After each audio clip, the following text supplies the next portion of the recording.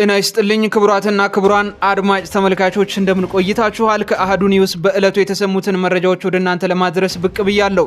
አበይት ነጥቦቹን ላስቀድም። ክቡራን አድማጮች በቀዳሚው መረጃችን የህወሓት የከባድ መሳሪያ ድብደባ አሁንም መቀጠሉ እየተሰማ ይገኛል።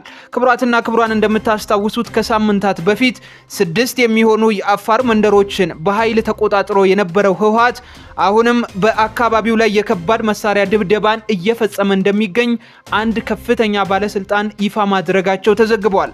ከዚህ በተጨማሪም የህወሓት ኃይሎች አካባቢውን ከተቆጣጠሩ በኋላ አንድ የአፋር ክልል ቀበሌ 2 ቦታ መከፈሉ ተሰምቷል። ጉዳዩ ምንድነው? ከስፍራው የተሰማውን ዝርዝር መረጃን ወደ እናንተ የማደርስ ይሆናል። እስከ ፍጻሜው ተከታተሉኝ። በሌላ መረጃ የትግራይ ክልል ጊዜያዊ አስተዳደር አዲስ የወጣውን የደሞዝ ማሻሻያን መተግበር አልችልም ሲል አስታወቀም። አስተዳደሩ የ7 ቢሊዮን ብር እጥረት አለብኝም ብሏል። የፌዴራል መንግስት 12 ቢሊዮን ብር ሊሰጠኝ ሲገባው ነገር ግን እሱ የሰጠኝ 4 ቢሊዮን ብር ብቻ ነው ሲል ወቀሳውን አሰምቷል። ዝርዝር መረጃን ይዘናል በጉዳዩ ላይ።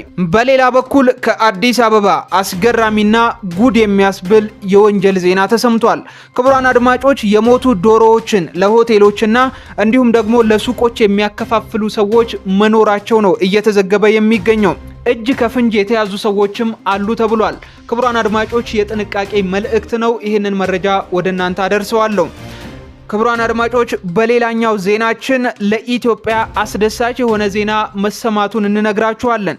በ1920 ዓመተ ምህረት የተወሰዱ የኢትዮጵያ ንብረት የሆኑ 12 ውድ ቅርሶች ወደ ኢትዮጵያ ወደ ሀገራቸው በክብር መመለሳቸው ተሰምቷል።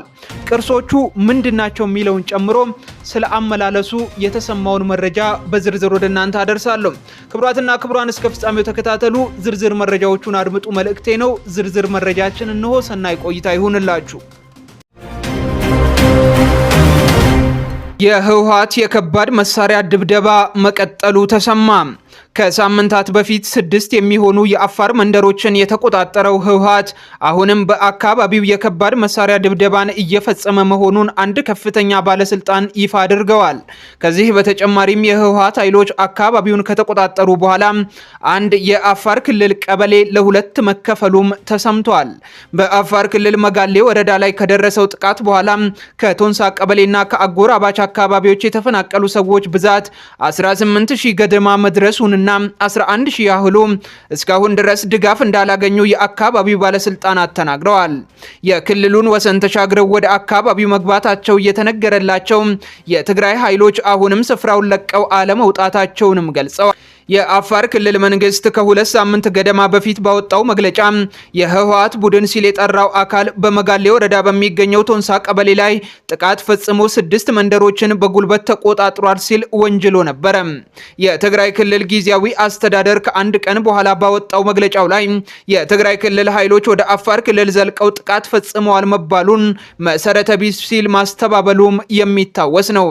ጊዜያዊ አስተዳደሩ ይበል እንጂ የትግራይ ኃይሎች ተቆጣጥረዋቸው በተባሉ አካባቢዎች የሚገኙ ነዋሪዎችና ባለስልጣናት ታጣቂዎቹ ጥቃት መፈጸማቸውንና አሁንም ስፍራውን ለቀው አለመውጣታቸውን ለኢትዮጵያን ኢንሳይደር አስረድተዋል። አንድ የቶንሳ ቀበሌ ኃላፊ የትግራይ ኃይሎች ሲሉ የጠሯቸው ታጣቂዎች ከ2 ሳምንት በፊት የያዟቸው ከሚልኪ ዋርአ፣ ሚላ፣ ከረፈቱ፣ ከኦሶባራና ከረሙ አጋ የተባሉ አካባቢዎች አሁንም በእነርሱ ቁጥጥር ስር መሆናቸውን ገልጸዋል። ከ2 ሳምንት በፊት ዋርአ ከሚባለው አካባቢ ተፈናቅለው አሁን አሮሪ በሚባል የቀበሌው አካባቢ ከሌሎች ተፈናቃዮች በአንድ ትምህርት ቤት ውስጥ በሚገኝ ዛፍ ጥላ ስር ተጠልለው የሚገኙ ሌላ ነዋሪ በአካባቢው የሚገኙ የአፋር ክልል ሚሊሻዎችና ልዩ ኃይሎች ጋር እየደወሉ ሁኔታውን እንደሚከታተሉ ተናግረዋል። ከጸጥታ ኃይሎቹ ባገኙት መረጃ መሰረትም በአካባቢው አሁንም የትግራይ ኃይሎች እንዳሉ ማረጋገጣቸውን አስረድተዋል። በተመሳሳይ ቦታ ላይ ከ8 ልጆቻቸው ጋር ተፈናቅለው የሚገኙ ሌላ የአካባቢው ነዋሪ ከትናንት በስቲያ ወደ መኖሪያቸው አቅራቢያ ተጉዘው አሁንም ስፍራው በትግራይ ኃይሎች ቁጥጥር ስር እንደሆነ እንደተመለከቱ የአይን እማኝነታቸውን ሰጥተዋል። እነሱ እዚያ ያሉ መመለስ አንችልም ሲሉም የቀያቸውን አካባቢ ትተው ተፈናቃዮች ወደ ተሰባሰቡበት ስፍራ የተመለሱበትን ሁኔታም አስረድተዋል። ኢትዮጵያን ኢንሳይደር በስልክ ያነጋገራቸው የቶንሳ ቀበሌ ኃላፊ የትግራይ ኃይሎች አልፎ አልፎ ከባድ መሳሪያን እንደሚተኩሱ ገልጸዋል።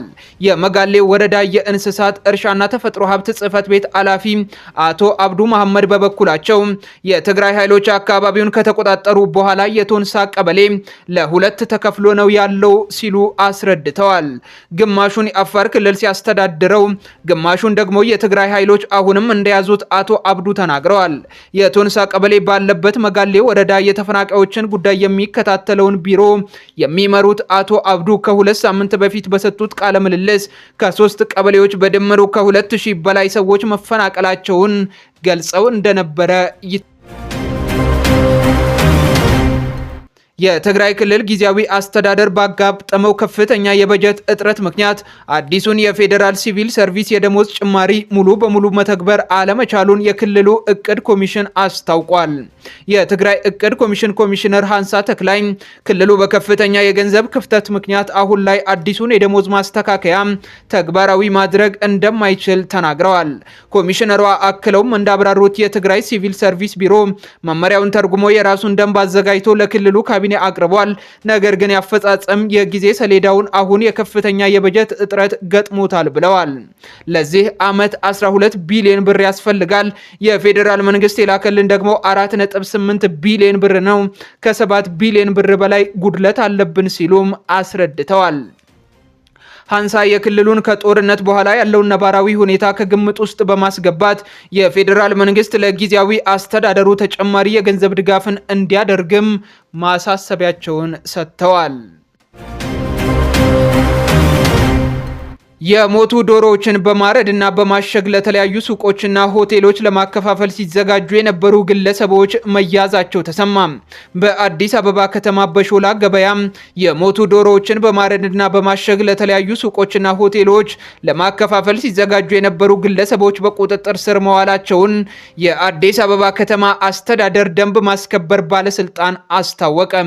በተደረገ ክትትልና የተቀናጀ ኦፕሬሽን ግለሰቦቹ የሞቱ ዶሮዎች በማረድና በማሸግ ለተለያዩ ሱቆችና ሆቴሎች ለማከፋፈል ሲዘጋጁ በነበረበት ሁኔታ መያዛቸው ተጠቁሟል። በዚህም የታሸገ ዶሮ በቁጥር 100 ተበልቶ ለመታሸግ የተዘጋጀ 42 መያዝ መቻሉን ከባለስልጣኑ የወጣው መረጃ ያመላክታል። ኢትዮጵያ በ1920ዎቹ የተወሰዱባትን 12 ውድ ቅርሶቿን መረከቧ ተሰማ። በ1920ዎቹ ከኢትዮጵያ የተወሰዱ 12 ውድ ቅርሶችን የአዲስ አበባ ዩኒቨርሲቲ የኢትዮጵያ ጥናትና ምርምር ተቋም መቀበሉን የቱሪዝም ሚኒስቴር አስታውቋል። ቅርሶቹን የፕሮፌሰር ራሞን አያት እንዲሁም በ1920ዎቹ በኢትዮጵያ የጀርመን ልዑክ በነበሩት ፍራንዝ ዊሲ አገልግሎት ዘመን ከኢትዮጵያ የተወሰዱ ሲሆን ፍራንዝ ባለቤታቸው ሄድዊግ ገንዘብ ከፍለው የሰበሰቧቸው ናቸውም ተብሏል።